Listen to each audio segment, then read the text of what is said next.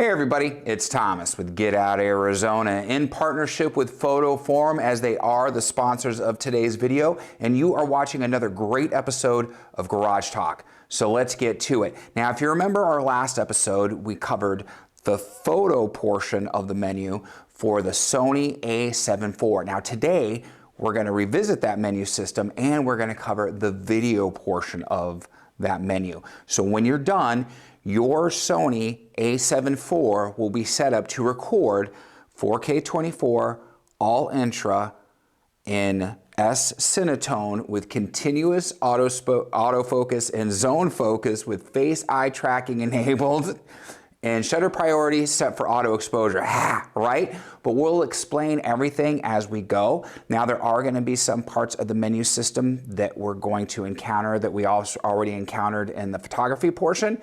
Now, watch the video that's linked up here, okay? That's that photography, because I'm not going to spend a whole lot of time on those. Now, if you do have questions on those specific settings, though, you can ask them down below. I'll be more than happy to answer those for you. And before we get started, I want to let you guys know, if you don't have variable ND filters for video, you're going to need them. It's the only way you're going to be able to control your light coming into the camera effectively. I'm going to have some links down below for those for you. So, yeah. Let's get started, all right, shall we? So if we go into the menu system, now before we actually get started, before I jump the gun, on the top, you're gonna set your PASM dial to shutter priority, okay? You can set it to manual or aperture priority again, but you are gonna set it to shutter priority. And your dial on the, that controls the photography, the video portion, and the S&Q, you're going to set it to video, because this is going to unlock all our video settings. And I'm actually going to set my PASM dial, even though it's set right now in, for the custom preset, I'm going to set it in shutter priority, so it's going to show us how we get a chance to select that. So, shutter priority, video mode, let's get going. So this was going to look familiar if you did watch the first video. And this is our star menu for format. We don't need to worry about that. We're going to come up and we're going to come right over to image quality. Now, we come from image quality, we're going to go to file format, and we're going to choose 4Ki, which is basically 4K all intra is what it's saying. Now, all intra is going to be a little bit larger on the file size, but it's going to edit more efficiently. And I'm all about efficiency, so please do yourself a favor. You paid good money for this camera. It's a great camera. Don't sell yourself short in recording long GOP. Record 4K all intra, okay? So we're gonna back out of that. We're gonna come down. We're gonna come to movie settings again, and it's going to be a frame rate of 24p. Now, you could choose 30, you could choose 60 if you're going to slow your footage down, and you can even record in HD all intra and record up to 120 frames a second to slow it down up to 5 times. All the movies that we see in the theater, 4K 24 or 24 frames a second, not necessarily 4K, but you get the idea. So there's no reason for us to record in anything else than 4K 24. So choose 4K 24, come back out of that menu. It's automatically going to set your record setting for 240 megs at 422 10-bit, which is exactly what we want. So let's go ahead. Now, S&Q settings, I don't do S&Q in this camera. I've told you guys before, I slow all my footage down in post in my NLE, which is DaVinci Resolve. I'll leave a link for that down below. Now, you can do 60-15 is what you could see right here on the menu system, and this means you're going to slow that footage down by about 4 times. But if you're going to do S&Q in the camera, you need to have CF Express Type A card in that #1 slot. And those are 400 bones a piece, my friends. So do yourself a favor, save some money, slow all that footage down in DaVinci and a proper speed ramp. Proxy settings, I don't use proxy settings, but if you do want to do proxy settings, here's where you're going to set those up. You're going to turn those on, you're going to choose your format, and then it's going to record your regular and your proxy settings that you can link in post-production. So we're going to come out of that. Super 35 mode. Now, when you're in photography, it's referred to as APS-C. When you're doing videography, it's referred to as Super 35. I have it turned off. If I want to turn Super 35 mode on to get that additional crop, just punch in a little bit more, I am going to do that with my function menu, which we haven't gone through and totally set that up yet, but that's where I'm gonna make that choice so I have control over it. Lens compensation, same thing as the other. I have all this turned off. I want full control over that, so I'm gonna do that in post-production if it's needed. Format, again, this is just formatting your cards, which is saved in our star menu system. Media settings, we have already set this up to record both photo and video in slot 1, and then it's gonna auto switch to slot 2 if the card fills up and it needs to start dumping over. So if you watch video 1 and set it up for photography, you don't need to do it again, all right? Recovery image database, again, slot 1. Display media info, it's gonna be slot 1 as before. File settings, you don't need to mess with the file settings. The file hierarchy that Sony has created is just fine, okay? You're gonna have your images in like the DSC100 folder, and then your video clips are going to be in the folder marked clips. So it's kind of convenient that way. We're gonna come out of that. Exposure type, we are in PASM mode, but we have specifically chosen shutter priority, and I'll explain why when we get down to exposure. But this is basically just saying that we're going to choose PASM mode, all right? Camera memory set, we're not gonna get there yet. We're gonna come back after we've set all of our settings. And for those who asked the question from the first video, memory recall media. Now, memory recall media means if you set additional custom settings and you're storing them to your SD card in slot 1. The problem is when you format that SD card, those settings get erased. Just to give you the heads up on that, my friends, I don't use it, but it's there for you if you need to. I don't do any streaming with this camera, but if you are going to use it as a streaming camera, this is where you're going to make those menu choices. Silent mode settings. I have silent mode turned off. If I need to turn it on, I will use the function menu again. That's a choice I have set up in my function menu. Release without lens is enabled, and that's a carryover from the photography. Anti-flicker set, that is set to off right now. I don't typically use that unless I'm in a specific lighting environment, incandescence fluorescence. Audio recording level, I have this on. I have my audio recording level set to 12 because it's what I have found to be a happy medium for all my microphones as far as the preamps and the Sony. It's not coming in too hot, it's not coming in too low. And the auto recording level are those meters you see going up and down. Lets you know if you're clipping, lets you know if you're too low. So that's why I have those on. The audio out timing, this is with the HDMI. I have that set to lip sync because it gives a truer audio sync, and without it, it's kind of like a bad dub from, you know, Kung Fu Theater back in the day. So I have the audio level display is turned on. Time code, I use Tentacle Sync and Tentacle Track E when I'm doing time code. I do not use internal time code with the camera. You can, it's a pain in the butt. I will probably end up making a dedicated video for just this menu section, but until then, we're gonna come over it and just go breeze by because I'm sure you guys are not using it for these purposes. Steady shot is gonna be active now. With steady shot on being active, you will have a crop in your 4K 60 is gonna have a crop anyways, but this is gonna add an additional crop. That's how the active steady shot works. Just remember, 4K 60, you're in Super 35 mode for the most part anyways, and you're gonna notice it when it punches in when you make that switch, so just be cognizant of that. Steady shot adjustment is set to auto. Now, I do have some manual lenses that have no electronic contactors whatsoever, and here on the menu system, I would actually turn that to manual, and then I would come down to focal length, and I would set that manually, 35 millimeter, 16 millimeter, 75 millimeter, whatever the case may be as far as the manual lens goes. So for zoom, clear image zoom, custom key Z speed, and remote zoom speed. A lot to unpack there. Sony has what they call clear image zoom, so you could do a digital zoom without degrading your image. That has to have a compatible power zoom lens from Sony. I don't own any power zoom lenses. Not that they're not good, they're just not my thing. So once you get one, here's where you would adjust how quickly or how slowly that's going to zoom in and out. This is also where you're going to adjust your zoom for clear image zoom, how quickly and how slowly it's going to come out. If you need to use, and I don't even use a clear image zoom. Again, if I'm going to zoom, I'm either punching in post or I'm going to zoom in with the lens itself.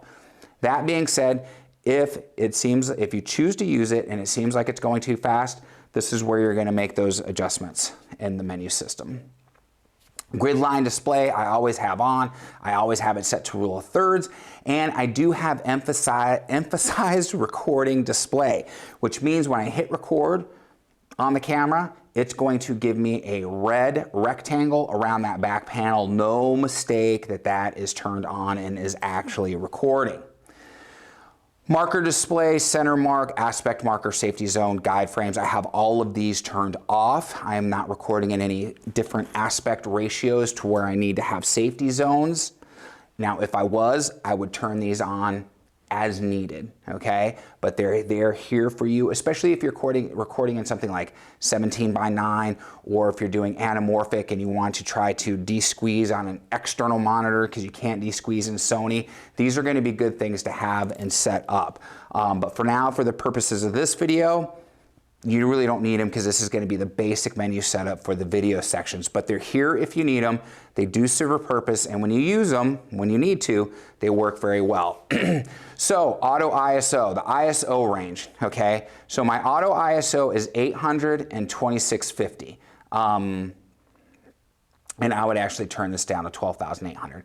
And this, I would actually come down to 640. So now what these are is going to be 640 is my base ISO for recording a log, and 12,800 is the most I want to push this camera. It's not the FX3, it's not the A7S III, although it has fabulous low light capabilities. This is where I'm comfortable running this camera on these diameters. Now that that's set, I could just go ahead and back out, all right? If I need to go to manual ISO, you can do that within the function menu or your soft dial button. Just click over to the side and adjust. But that's where I have it set up for the auto exposure purposes. And my range limit, this should actually be at 100 if I'm recording in S-Cinetone. I want it to be able to come down to S-Cinetone level. So we're gonna go ahead and back out of there. Auto switch set, we're gonna leave alone. Exposure compensation. Now, again, this is not something we're gonna touch in S-Cinetone. It's gonna be just 0.0. And again, with like photography, the increments are gonna be third stop increments, and it's gonna be a standard adjustment. We don't need to fiddle the adjustment. Metering mode is gonna be multi-metering with face priority in multimedia. So that means when you're exposing, okay, and it's doing that multi-exposure, the entire scene, if you have a face in that scene, it's going to take and count the exposure on the face first before anything else, which is nice. It's nice. It helps definitely properly expose the face. Spot metering is where I'm actually focused. So wherever the focus is at, that's where it's going to start to meter and then meter out from there. White balance, I have to auto, but you can do a custom white balance, and it's a separate video because it's a pain in the booty. Priority set and auto white balance is standard. I don't want it to be more to warm or more to cool. Standard's fine. I can make any fine-tune adjustments again in post-production. Shockless white balance. Now here's where you can, if the white balance is changing, it'll either go slow, it's gonna go fast. I have mine set to fast, I don't know why. I think out of the box default is 2. The change between the two, that comes down to personal preference, my friends. There is no wrong answer, excuse me, on that choice. Just to let you know, in case anybody tries to tell you different. We are shooting in picture profile 11 with soft skin effect off, always off. We don't want the skin to look fake. Zebra settings are on, and this is a carryover from log, and my zebra level is 90. Now again, do you have to have the zebras turned on? No. Most people have a good enough eye they could see when they're getting ready to clip. I use it as a visual aid to let me know, hey Thomas, you're getting kind of close. and it will give me the choice to back off a little bit or push it a little bit more. Now this is also going to be dependent on what you're trying to expose for. And I always tell people you expose for your highlights to preserve them, because you could bring your shadows up in post. But once you blow out those highlights, that information is lost. So this is why I use my zebras as a visual aid. When in doubt though, use your eye. Your eye is going to tell you what looks good and what doesn't for you.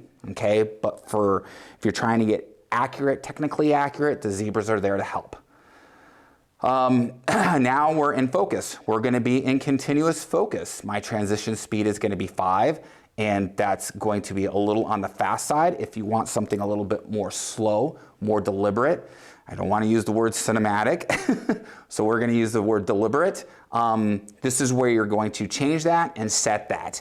Now, as far as tracking and that shift sensitivity, you can take it down to locked on, or you can go up to responsive to where it'll stay locked, but it'll have a tendency to jump around, okay?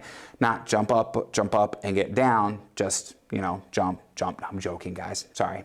Throwback to the 90s. This is where you're going to adjust the sensitivity, locked on or just responsive. Now, autofocus assist I have turned off. When I'm in manual focus, I'm pulling manual focus, I don't really need the autofocus assist. I'm being deliberate for a reason. It's there for you guys, and it does work. I know people who use it and they absolutely love it. Again, it's just not for me. So this is one of those many settings where I'm gonna say, you do you, but for now, we're gonna leave it off, but feel free to change that. Focus area, this is actually going to be in zone, okay? You can see by those red marks. And I can choose, and then what this is, and I probably didn't do the best of example explaining it in the photography menu. You see all these boxes checked, which means I can choose to use any one of those focus modes. If I uncheck them, those focus modes will not show up. Can I limit it to just zone? Sure, because I only use zone focus when I'm shooting video.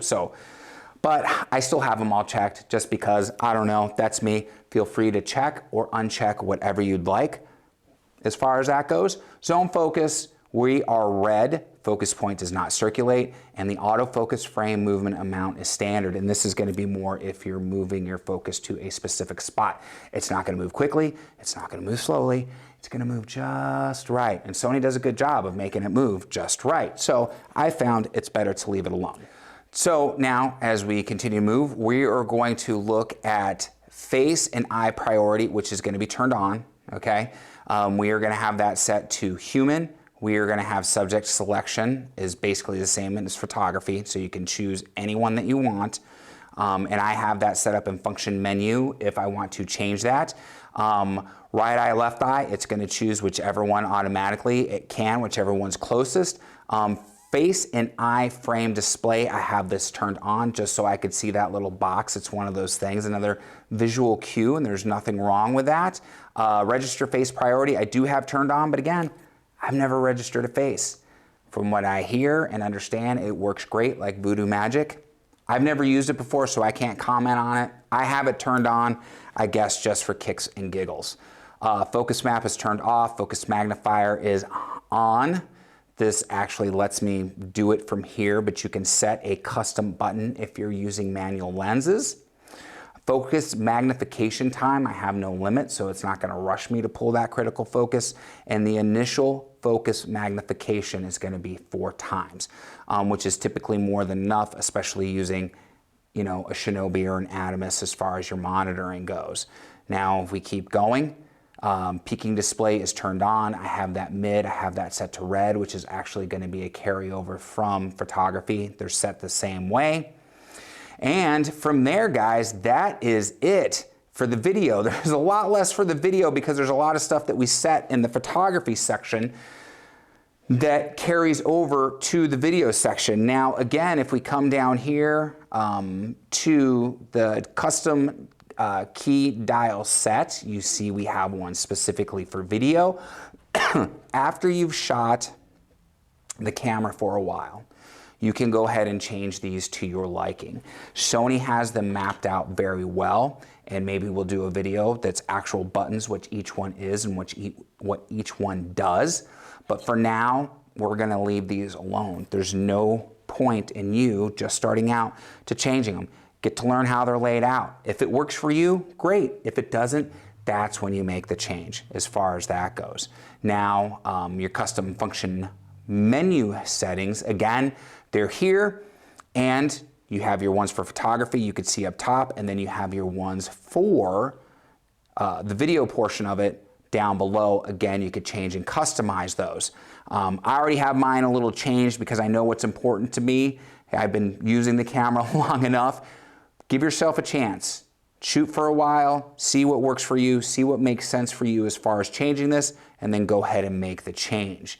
Dial customization, again, same thing. We've got it for photo, we've got it for video. This is gonna give you a chance to go ahead and change those to how you want them. And right now, what this means is it's linked.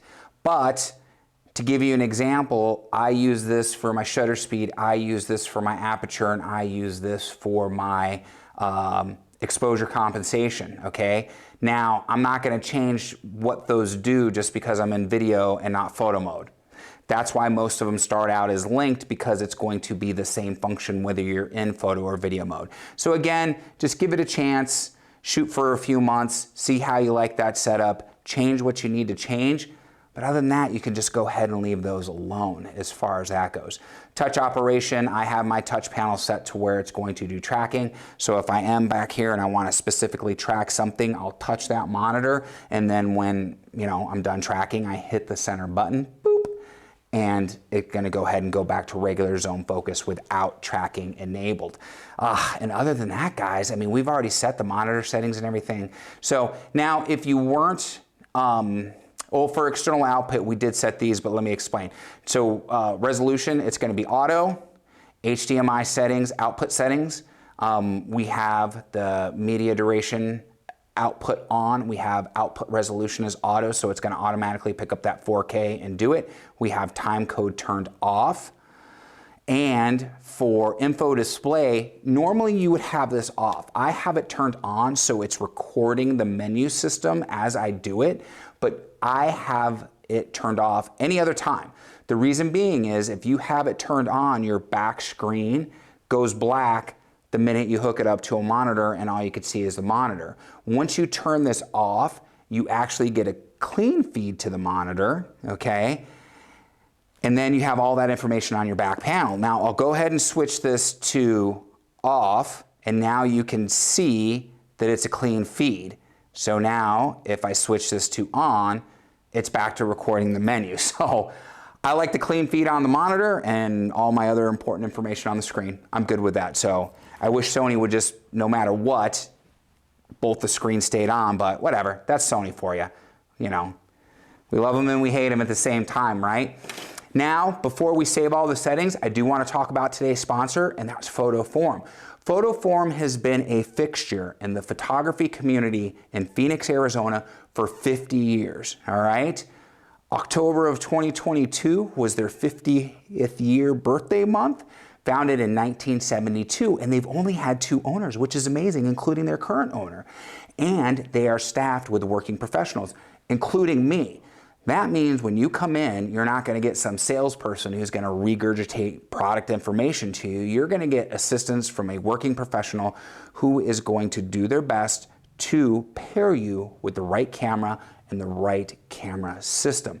This way, your needs are being satisfied for today, but for many years to come as well. So that being said, my friend, if you live in the Valley of the Sun and you're looking for a great camera shop to satisfy your photography and your videography needs, come in and see us at PhotoForum.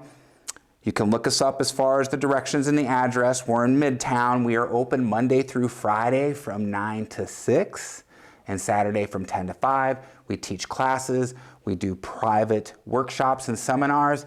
We're amazing. Full stop shopping for you, okay? We may not have everything in store, but we're there for you no matter what. So, all right, let's get back to saving these menu systems. So before, just like in the photography video, we're gonna come up, we're gonna come down, we're gonna come into shooting mode. We're gonna go to camera set memory. And remember, we are setting these settings in number 1. Because in photography, even though we set it in number 1, photography is complete separate. So you have 1, 2, 3 in photography, then 1, 2, 3 in the video section, which is awesome. It's amazing as far as that goes. So go ahead and set 1, you're gonna boom, and then you're registered.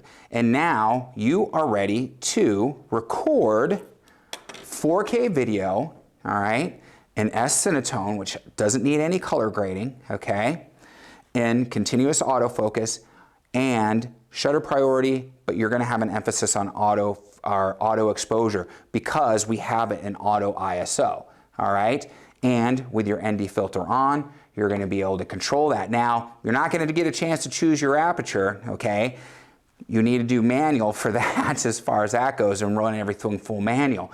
But if you're just starting out and you're just wanting to learn the basics, this is gonna be a great starting point for you. And I will do more videos as far as how to properly use manual exposure mode in video. This way, once you start getting your feet wet and you get your confidence and everything like that, you're gonna be able to transfer over to manual exposure and do whatever you want, whether it's in S-Cinetone or S-Log3. So on that, my friends, seriously, I couldn't thank you enough. Please hit the like, subscribe, and the bell notification icon if you found this video helpful. It does help out the channel and the video as well. Park passes, gas money, you know, a cup of coffee. We always traveling and on the road and everything like that, so every little bit helps. It's going to be some links down below. One of those is going to be the photo forum. So if you have any questions about today, you can go ahead and give a call down there or just go online and come visit us. You know, again, we're a friendly bunch. There's also going to be links to our social media.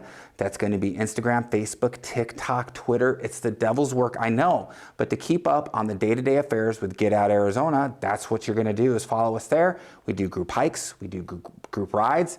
It's a lot of fun, guys. Seriously, come out and join us in nature and explore the great state of Arizona. There's gonna be some additional links. They are gonna be affiliate links. If you make a qualifying purchase, you won't be charged anything additional, but we will receive a modest, all right, kickback as far as that a percentage goes, and it helps out again. Park passes, coffee money, gas money, you know, that trifecta as well. So on that note, my friends, what do we always say? Be kind to yourself and others, be amazing stewards on that trail. And we have to ask, seriously, what are you waiting for? Get out Arizona. We will see you on the next adventure, my friends. Take care, everybody.